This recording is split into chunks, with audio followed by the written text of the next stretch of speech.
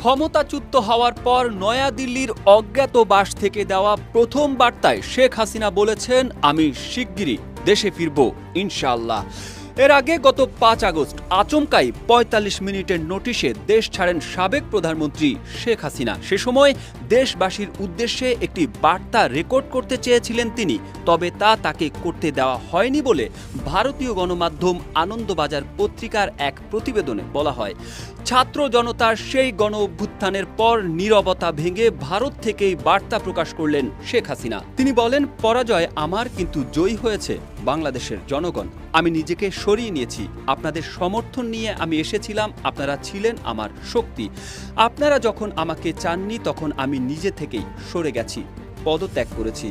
আমার যেসব কর্মী সেখানে আছেন তারা কেউ মনোবল হারাবেন না। আওয়ামী লীগ বারবারই উঠে দাঁড়িয়েছে, আমি শিগগিরই ফিরব।